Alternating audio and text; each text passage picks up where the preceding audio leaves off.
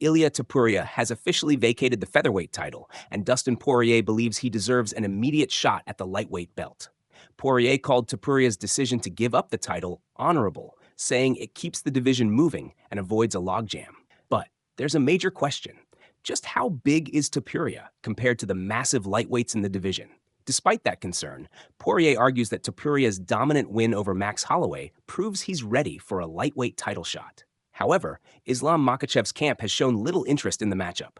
That leaves Poirier himself as the most likely option for Topuria's debut at 155. If that fight happens, it could be a high-stakes test for both men. Topuria looking to cement himself as a double champ contender, and Poirier possibly entering his final run in the sport. Dustin Poirier has finally given a timeline for his retirement fight, targeting July or August. The UFC is working on a potential event in New Orleans, and Poirier is pushing to fight in his home state one last time. New Orleans holds a special place in Poirier's career. The last UFC event there was in 2015, where he picked up a win over Yancy Medeiros. Now, nearly a decade later, he wants to end his career where it all started.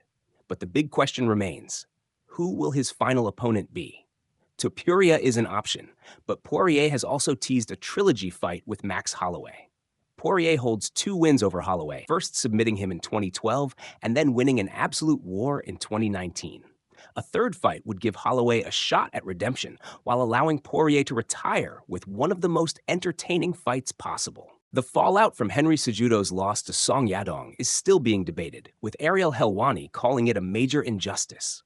Helwani argues that Song should have been deducted a point for an eye poke, which would have changed the result from a unanimous decision win to a majority draw. According to Helwani, because the fight continued after the foul, the possibility of a no contest or disqualification was off the table. But if referee Jason Herzog had taken a point, the final scorecards would have been dramatically different. Instead of a win for Song, it would have been a draw, changing the entire outcome. Helwani also believes that Dana White's lingering grudge against Cejudo, dating back to when he vacated the title in 2020, played a role in how the UFC handled the situation.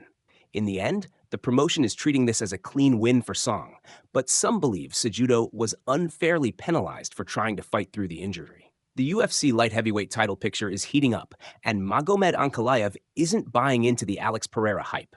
Despite Pereira's brutal knockout wins, Ankalaev believes the Brazilian's striking is overrated and insists he'll beat him in a stand-up fight rather than relying on his wrestling. In response to critics questioning his grappling, Pereira posted a video of himself drilling takedown defense in the snow with his coach Glover Teixeira. But Ankalaev isn't impressed. He issued a warning on social media, saying, "I hope you're ready to do this for 25 minutes." Ankalaev has also dismissed the idea of Pereira moving to heavyweight, saying, "As a guy who has no wrestling, it's going to be really hard for him." He believes Pereira's aggressive striking style has worked so far, but that he hasn't faced a real test yet. With both men possessing knockout power, UFC 3113 could be the defining moment for both fighters.